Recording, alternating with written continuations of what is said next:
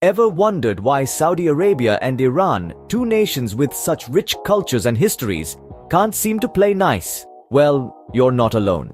The conflict between these two Middle Eastern powerhouses has been like a long, drawn-out family feud, where the cause of the dispute seems to have been lost to the sands of time.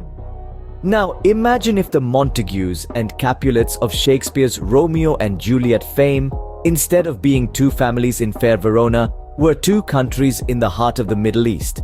And instead of a tragic love story, we have a tale of political intrigue, regional power struggles, and yes, a lot of oil.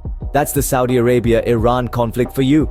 The roots of this conflict run deep, intertwining religion, politics, and oil. Yes, you heard it right, oil. In a region that holds around 60% of the world's oil reserves, it's no surprise that the liquid gold plays a significant role in the equation. But it's not just about oil. The Saudi-Iranian rivalry is also a story of two nations with different interpretations of Islam, with Saudi Arabia being predominantly Sunni and Iran being predominantly Shia. This religious divide has fueled sectarian tensions, further complicating the situation. And let's not forget the politics. Both nations, being regional powerhouses, have their own spheres of influence, and they jealously guard these. The struggle for dominance in the Middle East has led to proxy wars, further escalating the conflict. It's like a never-ending Game of Thrones, where the stakes are high and the players are relentless. From the outside looking in, it seems like a tangled web of alliances and rivalries, where the lines are often blurred and the rules of the game constantly change. So if you're feeling a bit overwhelmed, don't worry, you're not alone. The Middle East conflict, particularly the Saudi-Iranian feud, is a complex puzzle that even seasoned diplomats and political analysts find challenging to decode. But don't let that deter you. So buckle up, folks, because we're diving into this Middle Eastern version of the Hatfields and McCoys. You know how in school there was always that one feud where you had no idea who started it, but everyone's involved now? Well, welcome to the Saudi Arabia and Iran conflict. Imagine two kids, let's call them Saudi and Iran. They were once close pals, playing in the sandbox of the Middle East. But then one day, they got into a tiff over who got to play with the shiny oil-soaked toy known as power.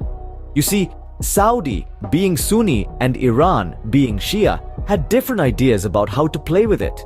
It was like that time when Johnny and Timmy argued over whether to build a sandcastle or a mud pie. Only this wasn't a playground spat. It was a disagreement that had roots stretching back 14 centuries, all the way to the time of Prophet Muhammad. That's one heck of a long-standing feud, wouldn't you agree? And just like any schoolyard squabble, it didn't take long for the rest of the kids to pick sides. Some aligned with Saudi, others with Iran, and those who didn't want to play, well, they were often dragged into the fray anyway. Because, you see, when the big kids fight in the sandbox, everyone gets a bit of sand in their eyes. But this wasn't just about who got the shiny toy. Oh no, it was about influence, control, and a whole lot of pride. Like the time when Jenny claimed she was the queen of the playground and Becky refused to bow. It's about respect, right? And so, the he said, she said of politics began. Accusations flew back and forth like spitballs, alliances shifted like the desert sands, and the playground became a battleground. It was no longer about who started it, but who could end it. Or more accurately, who could win it. And just like that, what began as a small disagreement turned into an all-out neighborhood war. Politics is a lot like chess, but with a lot more yelling. And in the case of Saudi Arabia and Iran, the game has been going on for quite a while. Now, let's dive into this never-ending match. Imagine a chessboard. On one side, we have the Saudi king, a powerful piece moving one square at a time, carefully crafting a strategic web. On the other side, Iran maneuvers its queen, a formidable force on the board, moving in any direction with speed and precision. The pawns? They're the smaller yet significant political plays, economic sanctions, and proxy wars. Each move by a pawn can change the game's dynamic even if it seems insignificant at first glance. The bishop, moving diagonally across the board, could be seen as the religious influences that cross borders and boundaries, weaving through the game with an agenda of their own. Then we have the knights, jumping over obstacles and creating unexpected threats. These could be seen as the covert operations, the secret deals, the surprise alliances that can turn a predicted move into a game changer. The rooks, moving straight in any direction, are the economic powerhouses, the oil reserves, and trade deals that can make or break a country's stance on the board.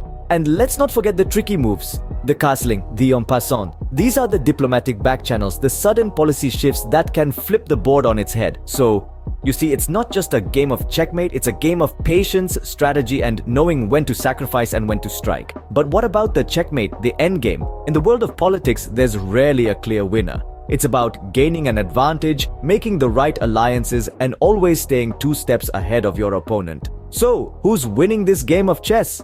Well, it depends on who you ask. Ever wondered why your gas prices fluctuate more than your mood on a Monday morning? Well, you have the Saudi Arabia and Iran conflict to thank for that. Now imagine this. You're a middle school kid, and your 2 best friends are having a major spat over who gets to be the captain of the basketball team.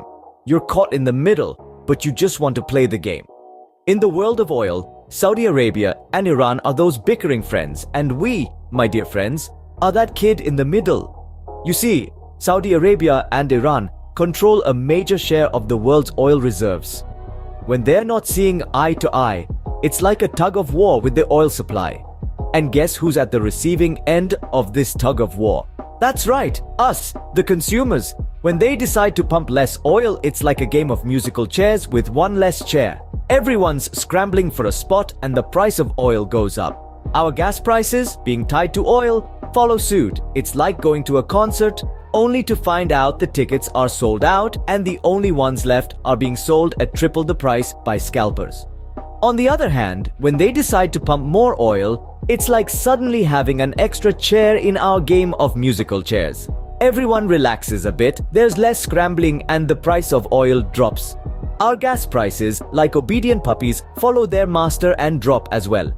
It's like finding out that concert tickets are now buy one, get one free.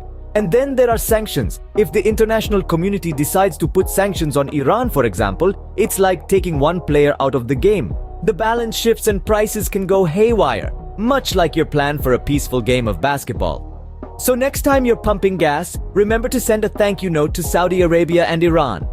Now, if you're hoping for a happily ever after in this story, I hate to break it to you, but this isn't a Disney movie.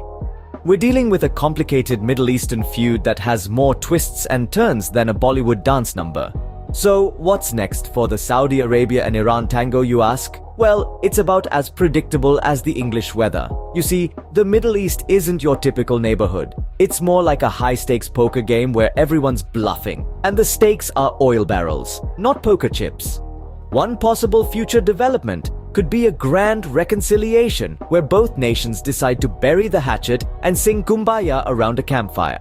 But let's be real, this is as likely as finding a unicorn prancing around in the Sahara. Alternatively, there might be a continuation of the status quo. You know, the usual. A bit of saber rattling here, a dash of diplomatic standoff there, and a generous sprinkle of proxy wars all over. It's like a never-ending season of Game of Thrones, only with less dragons and more oil fields. Then there's the wildcard scenario. A sudden shift in power or a major global event could turn the tables completely. It's like the plot twist in a Bollywood movie, where the hero's long-lost twin suddenly shows up. Only in this case, the twin could be a nuclear weapon or a revolutionary political movement. The point is, predicting the future of the Saudi-Iran feud is like trying to nail jelly to a wall. It's messy, it's challenging, and no matter how hard you try, you're probably going to get it wrong. But hey, that's what makes it interesting, right? The unpredictability, the suspense, the high stakes, it's all part of the thrilling roller coaster ride that is Middle Eastern politics. So, will they ever kiss and make up? Only time will tell. But for now, we'll keep watching this Middle Eastern soap opera with bated breath.